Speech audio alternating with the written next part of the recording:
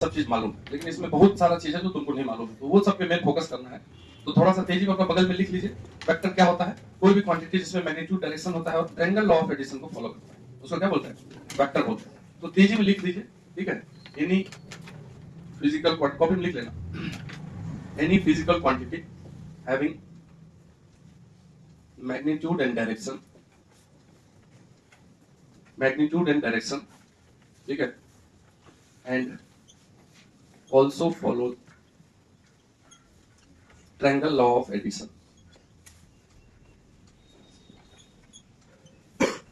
is called vector।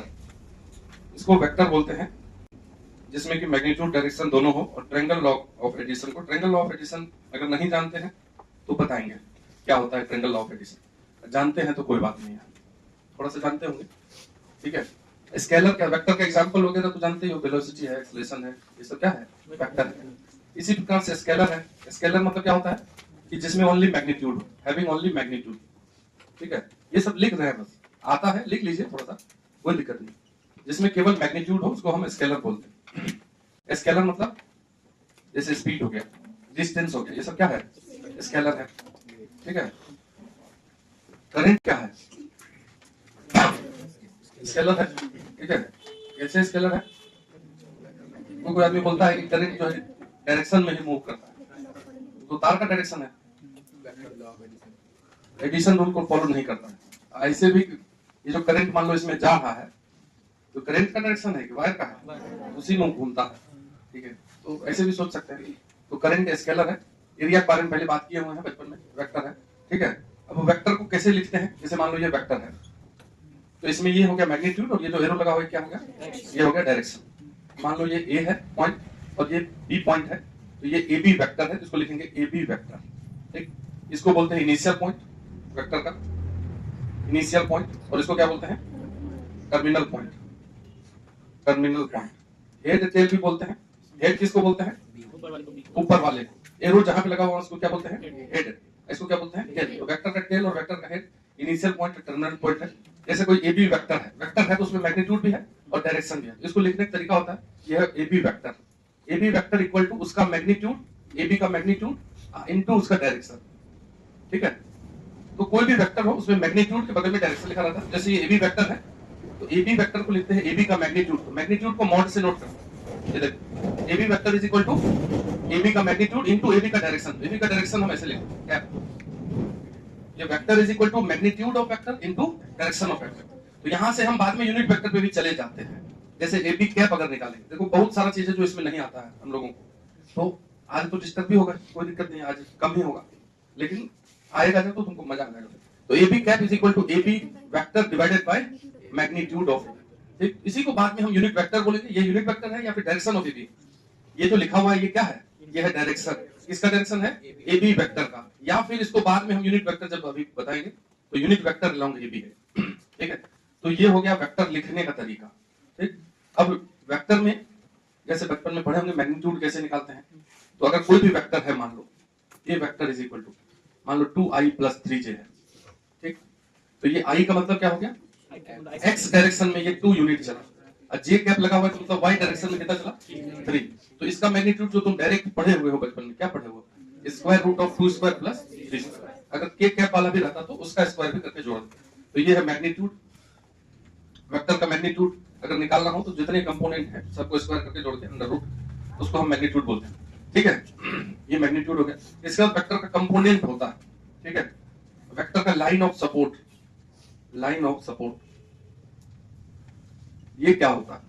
ये बहुत ज्यादा जरूरी है। अब जैसे कोई वेक्टर है, ये वेक्टर है, तो ये जिस लाइन पे है, जैसे इसको इधर आगे बढ़ाएंगे, इधर भी आगे बढ़ाएंगे, ये जो डॉट वाला लाइन है ये इस वेक्टर का लाइन ऑफ सपोर्ट हुआ, ठीक है। जैसे आगे भी एक वेक्टर बना दिया जाए, मान लो एक वेक्टर यहाँ पे बना दिया जाए, ये लाल वाला वेक्टर, ये दूसरा वेक्टर है, ये हो गया ए बी वेक्टर, ये हो गया सी डी वेक्टर। यहाँ दोनों वेक्टर का लाइन ऑफ सपोर्ट क्या है? देखिए, तो कई डिफरेंट वेक्टर के लाइन ऑफ सपोर्ट एक ही हो सकते हैं, नहीं समझे?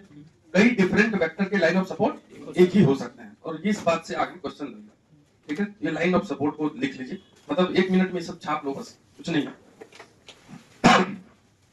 ठीक है। लाइन ऑफ सपोर्ट क्या होता है? जिस लाइन पे वेक्टर हो उसको क्या बोलते हैं, लाइन ऑफ सपोर्ट। वेक्टर तो मैग्नीट्यूड फिक्स है उसका, लेकिन लाइन का मैग्नीट्यूड फिक्स नहीं होता ना, लाइन तो दोनों तरफ जितना दूर तक जाता है। अब कुछ वेक्टर है उसके टाइप भी पहले देख लेते हैं, types of vector, types of vector, ठीक है। जैसे बच्चा वाला वेक्टर है को इनिशियल वेक्टर्स, जिन वेक्टर्स के इनिशियल पॉइंट सेम हो तो क्या बोलते हैं, तो हैविंग सेम इनिशियल पॉइंट्स। जैसे ये इनिशियल पॉइंट है, इधर एक वेक्टर गया ए, इधर एक वेक्टर गया बी, और इधर एक वेक्टर गया सी, ये ए बी सी आर को इनिशियल वेक्टर्स। तो यहां बगल में लिख देते हैं हैविंग सेम इनिशियल पॉइंट्स। जिन वेक्टर्स के सेम इनिशियल पॉइंट्स हो उसको क्या बोलते हैं, को इनिशियल। को टर्मिनल वेक्टर्स, को टर्मिनल वेक्टर्स जिसके सेम टर्मिनल पॉइंट हो, जैसे ये पॉइंट है, इसी की तरफ ये ए वेक्टर आ रहा है, बी वेक्टर भी यहीं पे आ रहा है, सी वेक्टर भी वहीं पे जा रहा है। ए बी सी तीनों का टर्मिनल एक ही है, लास्ट पॉइंट। तो हैविंग सेम टर्मिनल पॉइंट्स, इसे बोर्ड में फोटो बना के लिख देगा कि कौन को इनिशियल है, को टर्मिनल है। तो हैविंग सेम टर्मिनल पॉइंट, इसको बोलेंगे को टर्मिनल, ठीक है।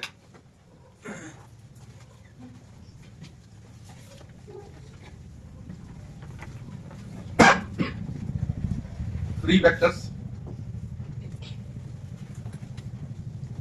फ्री वेक्टर्स, फ्री वेक्टर्स किसको बोलते हैं, जिसको हम शिफ्ट कर सकें। अगर मान लो ये वेक्टर है ए और ये वेक्टर है बी, जैसे हम वेक्टर को ऐड करना सीखे थे बचपन में, तो कैसे ऐड किए थे, ये वेक्टर बी को उठा करके कहां दे दिए थे, यहाँ। क्योंकि वेक्टर का एडिशन तभी पॉसिबल है जब एक वेक्टर का हेड और एक वेक्टर का टेल मिले। तो अब यहाँ पे अगर बी था, यहाँ पे ए था, तो दोनों को नहीं जोड़ पाते। तो जब इस बी को उठा करके यहाँ दे दिए तो ये हो गया रिजल्टेंट वेक्टर। याद है, नहीं याद है, ठीक है। बाद में ट्रायंगल ऑफ एडिशन में आएंगे तो वहां भी डिस्कस करेंगे इसको। ये जो बी वेक्टर है ये फ्री वेक्टर है, इसलिए इसको शिफ्ट कर पाएंगे। कैसे शिफ्ट हो गया, तो कोई वेक्टर है, अगर ऐसा वेक्टर लिखा हुआ यहाँ पे ए, इस वेक्टर को उठा करके एज इट इज अगर अपने घर पे लेके चले गए तो भी वो वेक्टर वैसा ही रहेगा, क्योंकि डायरेक्शन में कोई चेंज नहीं हुआ, लेंथ में कोई चेंज नहीं हुआ। इस वेक्टर को क्या वेक्टर देंगे, फ्री वेक्टर। फ्री वेक्टर किसको बोलते हैं, जिस वेक्टर को हम शिफ्ट कर सके। तो शिफ्टिंग अलाउ है इसमें, फ्री वेक्टर में शिफ्टिंग अलाउ है। जिस वेक्टर को हम शिफ्ट कर सके उसको क्या बोलते हैं, फ्री वेक्टर। जिस वेक्टर को हम शिफ्ट नहीं कर सके उसको लोकलाइज्ड वेक्टर बोलते हैं, लोकलाइज्ड वेक्टर। शिफ्टिंग यहाँ नहीं है possible, shifting is not possible, ठीक है। इसको लोकलाइज्ड वेक्टर बाद में पढ़ाएंगे। पोजीशन वेक्टर, ठीक है, अभी जस्ट बताएंगे, जानते भी होंगे पोजीशन वेक्टर किसको बोलते हैं। फिर यहां से लिख देते हैं हम पोजीशन वेक्टर। अगर किसी को पोजीशन वेक्टर नहीं आता है कोई बात नहीं है। पोजीशन वेक्टर क्या होता है कि अगर कोई पॉइंट है, मान लो ये पी पॉइंट है, अब पी पॉइंट कुछ दिया हुआ है 1 2 कुछ ऐसा लिखा रहेगा, तो पी पॉइंट को अगर ओरिजिन से मिलाएंगे तो जो वेक्टर बनता है उसको क्या बोलते हैं, पी का पोजीशन वेक्टर। पोजीशन वेक्टर क्या होता है, पॉइंट का होता है। क्या होता है, तो उस पॉइंट को अगर ओरिजिन से मिलाने पर जो वेक्टर बनता है उसको क्या बोलेंगे, पोजीशन वेक्टर। तो ये जो ओपी है वो पोजीशन वेक्टर है। ओपी क्या है, पोजीशन वेक्टर। किसका, पी का, पॉइंट पी का, पॉइंट पी का पोजीशन वेक्टर ओपी है। अगर ये पोजीशन वेक्टर है तो इसको शिफ्ट नहीं कर सकते, क्योंकि पोजीशन वेक्टर 0 0 से ही जाता है, 0 0 से पॉइंट तक जाता है। तब इसको उठा करके दूसरी जगह ले दोगे तो पोजीशन वेक्टर रहा क्या, पी का नहीं रहा। तो किसी पॉइंट का पोजीशन वेक्टर जो होता है वो लोकलाइज्ड वेक्टर होता है, उसको शिफ्ट नहीं कर सकते। समझ गए ना बात क्या बोल रही है। अब मान लो ये पॉइंट है और उसका पोजीशन वेक्टर निकालना है, तो पोजीशन वेक्टर निकालना तो ओरिजिन से मिलाएंगे। अब ये वेक्टर बन गया, अब इसको उठा के तुम उतने बड़ा वेक्टर को ऐसी डायरेक्शन उधर उठा के लेके चले जाओ तो वो पोजीशन वेक्टर रह पाएगा क्या। तो पोजीशन वेक्टर कैसा वेक्टर होता है, लोकलाइज्ड, वो फ्री नहीं होता। तो लिख लीजिएगा, तो ये हो गया पोजीशन वेक्टर, ठीक है। नल वेक्टर या फिर जीरो वेक्टर, नल वेक्टर या फिर जीरो वेक्टर। जिस वेक्टर का मैग्नीट्यूड 0 हो, देखो having magnitude is 0, having magnitude is 0, magnitude is 0, ठीक है। And direction is not defined, and direction is not defined. जिस वेक्टर का डायरेक्शन नहीं डिफाइन हो और मैग्नीट्यूड 0, क्या बोलते हैं, जीरो वेक्टर बोलते हैं, ठीक है। और जीरो वेक्टर क्या होता है, ऐसे भी सोचो, ठीक है। क्या होता है जीरो वेक्टर, जैसे ऐसे हम बात करें तो ए वेक्टर इक्वल टू अगर 0i + 0j है, ठीक है, जगह पे है, पॉइंट है। इसमें अगर मैग्नीट्यूड निकालोगे तो देखो 0 का स्क्वायर 0 का स्क्वायर 0 0, लेकिन अगर tan थीटा निकालेंगे डायरेक्शन y/x तो 0/0 ये नॉट डिफाइन होता, ठीक है। डायरेक्शन ये ऐसे भी सोच सकते हो, या ऐसे सोचो कि पॉइंट का क्या डायरेक्शन होता है, तो किधर भी चला गया, नहीं इनडिटरमिनेट हो गया ना। अगर मान लो ऐसे पॉइंट है, कहीं जा ही नहीं रहे, तो पॉसिबल तो जैसे तुम ही हो, तो तुम किधर भी घूम सकते हो। अगर एक डायरेक्शन में नहीं जा रहे हो, मान लो तुम ये सोच लो कि हमको पढ़ लिख के बढ़िया कुछ करना है, सोचोगे तब करोगे। ऐसे डल हो तो कुछ भी जा सकते हो, गलत भी कर सकते हो, मतलब तुम्हारा कोई डायरेक्शन ही नहीं है, डिफाइन ही नहीं है, खत्म हो गया, ठीक है। मतलब पॉइंट है तो किधर भी भाग सकता है ना, इसलिए उसको डिफाइन नहीं कर सकते हम। या ऐसे सोचो कि अगर जीरो वेक्टर क्यों नाम दिया गया है, नल वेक्टर, तो अगर दो सेम वेक्टर को घटाया जाए, तो घटा रहे हैं दो सेम चीज को तो जीरो ही होगा, लेकिन वेक्टर माइनस वेक्टर है, नहीं समझा बात को। तो ये वेक्टर माइनस वेक्टर है, तो इसलिए वैसे ही झूठ-मूठ का जीरो वेक्टर लिख दिया, क्योंकि वेक्टर को वेक्टर से घटाएंगे क्या आना चाहिए, वेक्टर आना चाहिए, इसलिए उसको वेक्टर लगा दिया। यही अगर तुम मान लो 7 - 7, इसमें नहीं लगाना है जीरो पे वेक्टर, ये जीरो कांस्टेंट हो गया, स्केलर, तो same scalar minus same scalar, scalar zero scalar, लेकिन same vector minus same vector, उस समय हम जीरो वेक्टर का नोटेशन दे दें। ऐसे ही मतलब अब जो लोग विद्वान होंगे उस समय का वही ये सब करते थे, समझ रहे बात। तो जीरो वेक्टर और जीरो जो पॉइंट नंबर होता है स्केलर वाला, उसमें क्या अंतर है, कोई क्वेश्चन कर दिया तो यही अंतर है। अगर दो सेम वेक्टर को घटा दिया जाए तो जो निकलेगा उसको हम जीरो वेक्टर बोलेंगे, अब दो सेम स्केलर को अगर घटा दिया जाए तो जो निकलेगा उसको जीरो बोलेंगे, तो जीरो वेक्टर नहीं बोलेंगे, बस और कुछ नहीं है। और ज्यादा इसमें दिमाग नहीं लगाना। जो फॉर्मूला तुम लिखे, मान लो कि लिखे थे ना कि A B vector is equal to उसका मैग्नीट्यूड इनटू उसका डायरेक्शन, अभी लिखे थे, तो ये वाला जो फॉर्मूला है ये जीरो वेक्टर के लिए वैलिड नहीं है, बाकी सब का वैलिड है। क्योंकि अगर जीरो वेक्टर के लिए वैलिड कर दोगे तो 0/0 आएगा कि नहीं डायरेक्शन, तो फिर तो गड़बड़ा जाएगा। तो हम यहाँ पे लिख देते हैं कि this formula is not valid for zero vector, zero vector के लिए ये वैलिड नहीं है। जीरो वेक्टर इसी तरह से यूनिट वेक्टर होता है। यूनिट वेक्टर क्या होता है, तो मैग्नीट्यूड 1 हो, तो यूनिट वेक्टर लिख देते हैं, यूनिट वेक्टर, ठीक है, हैविंग मैग्नीट्यूड 1, इसको क्या बोलेंगे, यूनिट वेक्टर बोल देंगे। जिसका मैग्नीट्यूड 1 हो उसको यूनिट वेक्टर बोलेंगे, हैविंग मैग्नीट्यूड 1, इसको यूनिट वेक्टर बोलेंगे। अगर कोई 10 यूनिट का वेक्टर है तो उसको मैग्नीट्यूड उसका 10 हो गया, मान लो एक वेक्टर इधर जा रहा है 10 यूनिट लेंथ है, तो उसको 10 से ही भाग कर देंगे, क्या हो जाएगा, उसका 1 हो जाएगा मैग्नीट्यूड। तो अगर कोई वेक्टर है जिसका मैग्नीट्यूड कुछ भी है 1 छोड़ करके, तो मैग्नीट्यूड 10 है, मान तो इसको 10 से डिवाइड कर देंगे, अगर मतलब इसी वेक्टर को उसी के मैग्नीट्यूड से अगर डिवाइड कर दिया जाए तो उसको क्या बोलेंगे, यूनिट वेक्टर। और यूनिट वेक्टर में कैप लगा देते हैं, जैसे यहाँ पे बोले थे ना यूनिट वेक्टर, कोई भी वेक्टर है ए वेक्टर के अगर ए वेक्टर है ऐसा, ठीक, ये इधर जा रहा है, ये 1 यूनिट का नहीं है, ये 5 यूनिट का है, यूनिट वेक्टर नहीं होगा, ये ए वेक्टर हुआ। तो इसी को छोटा कर देंगे, कितना छोटा कर देंगे, 5 यूनिट से छोटा, 5 से डिवाइड कर देंगे उसको, तो कैसा बन जाएगा, यूनिट वेक्टर। तो ये यूनिट वेक्टर इसी के डायरेक्शन में हुआ, ये पूरा का नाम है ए, इतना दूर का नाम हम एक कैप लिख देते हैं, इस पूरे का नाम क्या है, ए वेक्टर। तो ए कैप को अगर लिखना होगा तो जो वेक्टर है उसमें किसको डिवाइड कर देंगे, उसी के मैग्नीट्यूड से। तो ये जो निकला ये क्या निकला, यूनिट वेक्टर। यूनिट वेक्टर निकला किधर, किसके डायरेक्शन में, अलोंग ए के ही डायरेक्शन में यूनिट वेक्टर निकला। आई जे कैप क्या है, 3 म्यूचुअली परपेंडिकुलर यूनिट वेक्टर्स हैं। आई जो है एक्स डायरेक्शन में यूनिट वेक्टर है, जे जो है वो वाई डायरेक्शन में, और के जो है जेड डायरेक्शन में यूनिट वेक्टर्स हैं। तीनों बीच का एंगल आपस में 90 डिग्री होता है, ठीक है। तो ये यूनिट वेक्टर है, कुछ नहीं है। इतना तक तो तुमको इजी वे में आ रहा है पहले से, इसमें कोई कष्ट नहीं है। अब हम बात को सीखेंगे, ठीक है। अब आएगा नेक्स्ट में कोलिनियर वेक्टर्स, जहां से क्वेश्चन बनता है कोलिनियर वेक्टर्स।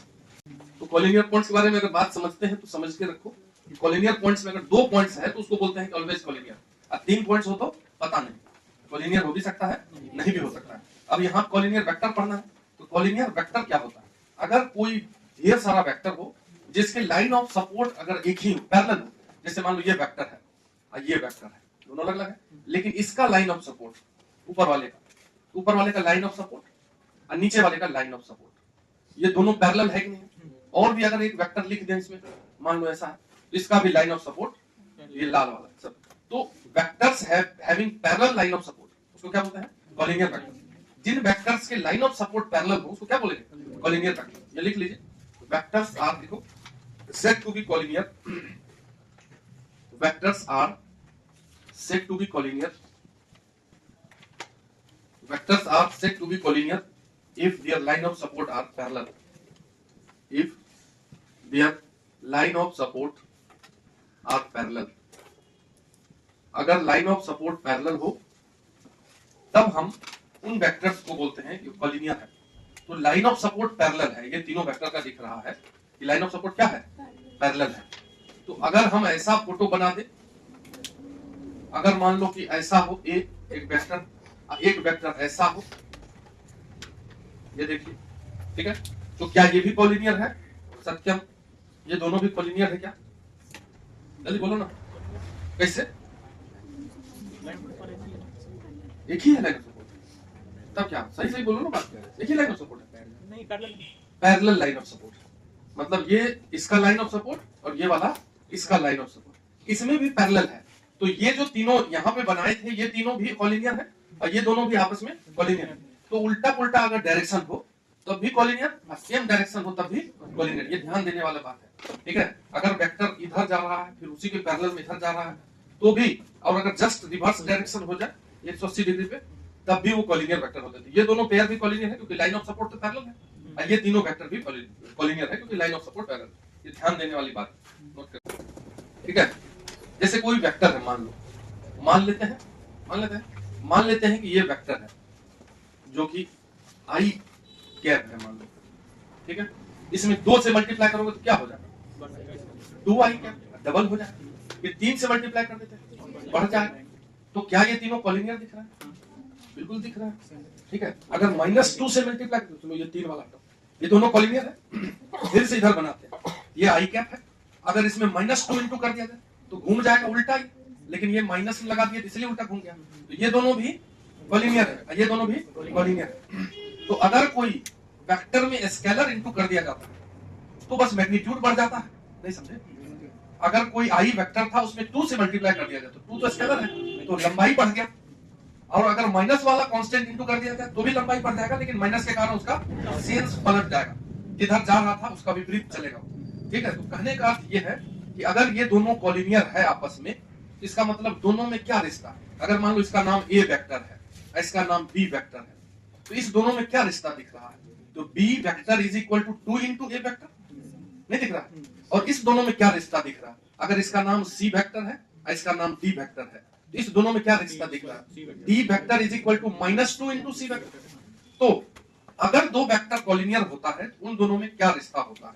समझिए बात क्या बोल रहा है? If a vector and b vector are collinear, then क्या रिलेशन आ जाएगा? A vector is equal to lambda b, या कांस्टेंट कोई बी, बात समझ रहे हैं? के बी या बी इक्वल टू के ए, कोई दिक्कत नहीं, ए इक्वल टू के बी या फिर बी इक्वल टू के ए, तो आपस में ये दोनों कॉलिनियर होंगे। अब यहाँ पे 2 बात निकल के आता है कि अगर ये लेम्डा पॉजिटिव होगा, इफ लेम्डा इज पॉजिटिव, अगर लेम्डा पॉजिटिव होगा तो दोनों का सेंस सेम तरफ होगा, दोनों जो वेक्टर होगा, ये ए वेक्टर और बी वेक्टर दोनों एक ही तरफ जाएगा। और अगर ये लेम्डा नेगेटिव होगा तो उल्टा पुल्टा होगा, ये ए वेक्टर होगा तो इधर होगा बी वेक्टर। ये बात समझ लीजिए। एक को बोलते हैं हम, अगर लेम्डा पॉजिटिव होता है तो उसको लाइक वेक्टर बोलेंगे, और अगर लेम्डा नेगेटिव होगा तो उसको अनलाइक वेक्टर बोलेंगे, ठीक है। लाइक वेक्टर मतलब यहाँ पे लेम्डा पॉजिटिव है, चलो इसको नोट करिए।